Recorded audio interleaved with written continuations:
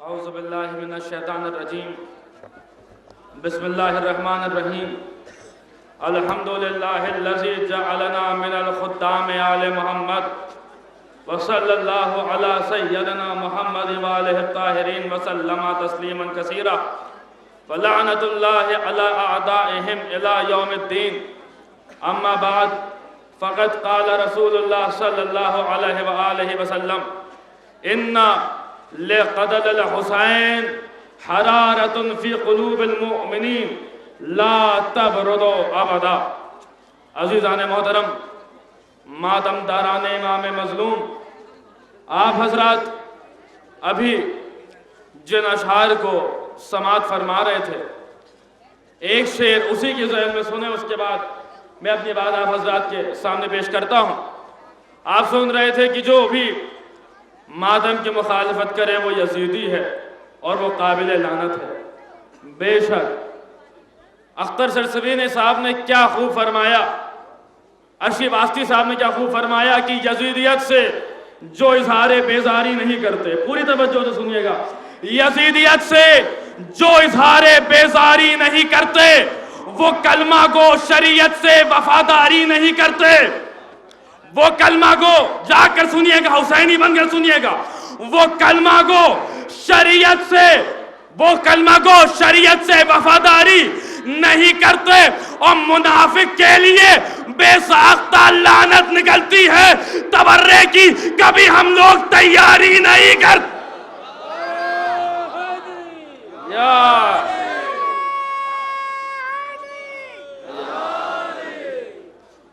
میں نے اللہ کے حبیب کا ایک قول آپ حضرات کے سامنے پیش کیا۔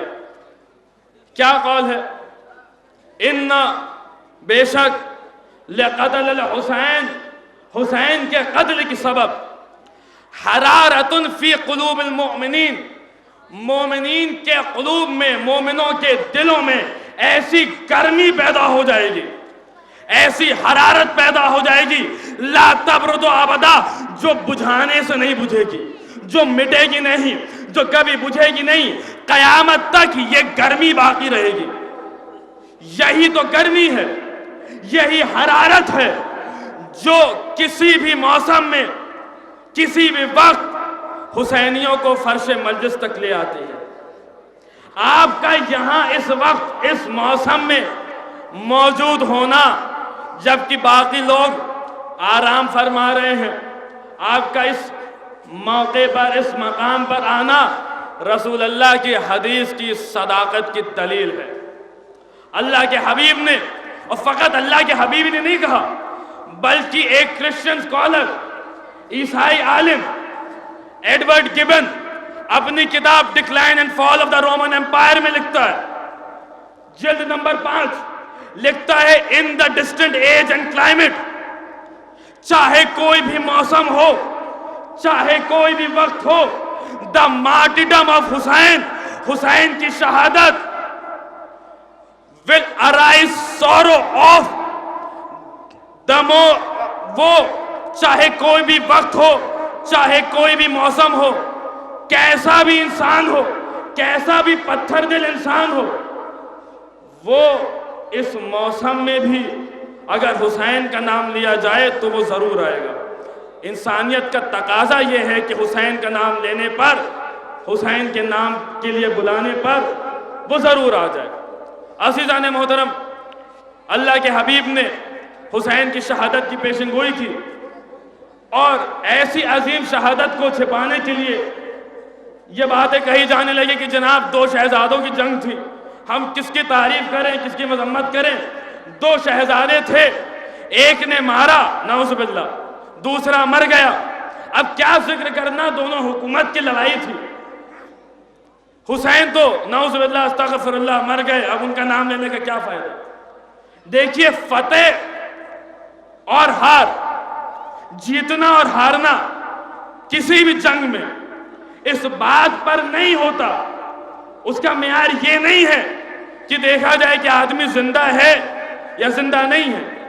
جیتنے اور ہارنے کا معیار یہ ہے کہ دیکھا جائے مقصد پورا ہوا یا نہیں ہوا۔ پوری توجہ، دیکھا جائے مقصد پورا ہوا یا نہیں ہوا؟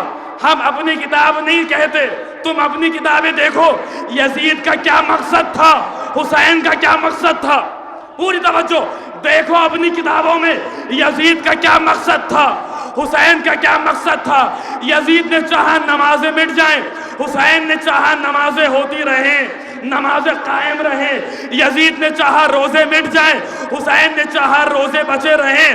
یزید نے چاہا شریعت مٹ جائے، حسین نے چاہا شریعت قائم رہے۔ یزید نے چاہا کتاب ختم ہو جائے، حسین نے چاہا کتاب کی تلاوت ہوتی رہے۔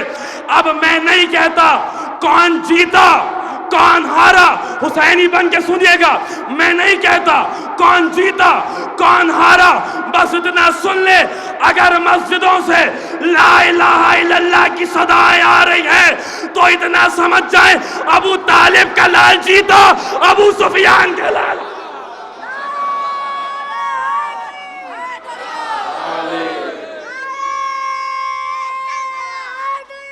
یا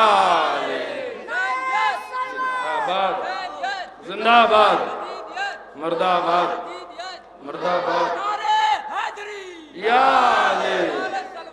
اللہم صل۔ مقصد کو دیکھو، مقصد کس کا پورا ہوا؟ حسین کا کیا مقابلہ یزید کرے گا؟ حسین وارث تطہیر ہے جس کے گرد نجاست جا نہیں سکتی۔ حسین وہ ہے جو قرآن ناطق ہے، اور قرآن کے لیے خود ارشاد رب العزت ہوا کہ اس کو مطہرین کے علاوہ کوئی مس نہیں کر سکتا۔ حسین قرآن ناطق ہے اور قرآن کے لیے اعلان ہوا اس کو فقط وہی مس کر سکتا ہے جو بات طہارت ہو۔ تو پتا چلا حسینی بننے کے لیے نہ شیعہ ہونا ضروری، نہ سنی ہونا ضروری، نہ مسلمان ہونا ضروری، حسین کے لیے با طہارت ہونا ضروری۔ اے توجہ، حسین بننے کے لیے، حسینی بننے کے لیے با طہارت ہونا ضروری۔ حسینی بننے کے لیے مذہب کی قید نہیں، ملت کی قید نہیں، فرقے کی قید نہیں، کسی قوم کی قید نہیں، بس اتنی سی قید ہے کہ پاک دل، پاک نسب، اے توجہ، پاک دل، پاک نسب چاہیے۔ اس غم کے لیے ہاتھ اٹھتا نہیں ہر شخص کا ماتم کے۔ صلوات پڑھ دے بر محمد علیہ وسلم۔ یہ ہے وہ حسین، اور اتنا عظیم نام ہے، اتنا باطہارت نام ہے۔ محسن نقوی صاحب نے سرزمین پاکستان سے کہا حسین نام اتنا عظیم ہے کہ فقط اس نام کو لکھنے کے لیے کیا کیا صفات ہونی چاہیے۔ کہتے ہیں قبا کا سینہ بنے سفینہ ذرا طبیعت رواں دواں ہو۔ قبا کا سینہ، میں لکھنؤ میں پڑھ رہا ہوں، پوری توجہ، اہل علم کا مجمع، صاحبان نظر کا مجمع، حسینیوں کا مجمع، عزاداروں کا مجمع، علویوں کا مجمع، پوری توجہ۔ قبا کا سینہ بنے سفینہ ذرا طبیعت رواں دواں ہو، ہوا میں خوشبو کے دائرے ہو، خلا میں کرنوں کا سائبہ ہو، زمین زمرد اگل رہی ہو، گلاب گلنار آسماں ہو، چمن چمن کو بل اچھالے، کلی کلی کن کن فقا ہو، کہیں قبیلہ ہو اولیاء کا، کہیں میں بہلول کی دکا ہو، نگر سجاؤں محل ادا کا، دلوں میں لفظوں کا کارواں ہو۔ میں اپنی سوچوں، پوری توجہ، میں اپنی سوچوں کو آب کوثر میں غسل دے دوں تو انتہا ہو۔ توجہ، میں اپنی سوچوں کو آب کوثر میں غسل دے دوں تو انتہا ہو۔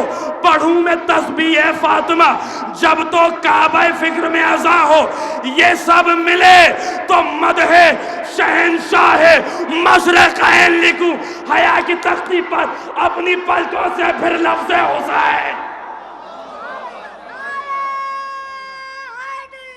یا اللہم صل یا اللہم صل۔ حسین کیا ہے؟ خیال خیمہ خلوص خامہ خرد خزانہ۔ حسین کیا ہے ضمیر زمزم کثیر کوثر کرم نشانہ، حسین کیا ہے تمام نبیوں کے دین محکم کا آبودانہ، حسین کیا ہے تھکے ہوئے دین کے درد کا آخری ٹھکانہ، حسین کیا ہے تمام غیرت کی ایک صلاح نمازی آنا، حسین کیا ہے یزیدیت کے بدن پہ عبرت کا تازیانہ، حسین کیا ہے بیت سنیے گا یزیدیت کے بدن پہ عبرت کا تازیانہ، حسین وہ ہے کہ موت جس کو جھک کر سلام کر لے، حسین وہ ہے جو نوکے نیزہ پر خود خدا سے کلام کر۔ حسین اب بھی سمجھ رہا ہے یزیدیت کے ہر ایک اشارے، ذاکر نائک اور اس کی فکر والے سن لیں، حسین اب بھی سمجھ رہا ہے یزیدیت کے ہر ایک اشارے، حسین اب بھی لٹا رہا ہے نبی کے دین پہ سجا دلارے، حسین اب بھی سمجھ کے بچا رہا ہے سبھی سپارے، حسین اب بھی یہ چاہتا ہے کہ مشکلوں میں کوئی پکارے، حسین اب بھی یہ چاہتا ہے کہ مشکلوں میں کوئی پکارے، بیت سنیے، حسین اب بھی یہ چاہتا ہے کہ مشکلوں میں کوئی پکارے، یزیدیت کو یہ فہم کیوں ہے کہ بس ایک دن حساب ہوگا، جو حسین سے جہاں بھی الجھے وہی پہ خانہ خراب۔ زندہ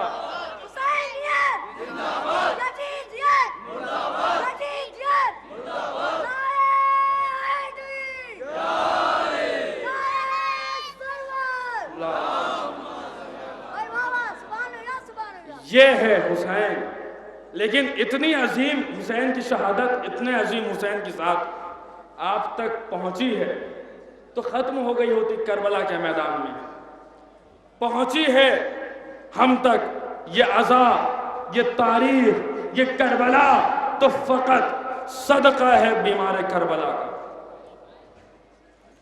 میں آگے اپنی منزل تک ایک ایسے امام کا تابوت آپ اٹھا کر لائے ہیں، آپ کی نظروں کے سامنے ہے، یہ وہ مظلوم امام ہے کہ جب امام باقر غسل دینے آئے اپنے بابا کو، قیامت کا منظر تھا اس وقت، جب امام باقر غسل دینے آئے اپنے بابا کو تو تاریخ نے لکھا ایک مرتبہ میرا مولا چیخ مار کے رویا، وہی چیخ یاد آ گئی جو علی نے اس وقت ماری تھی جب سیدہ کو غسل دے رہے تھے، ویسے ہی چیخ تھی جو غسالہ نے اس وقت ماری تھی جب سکینہ کو غسل دے رہی تھی۔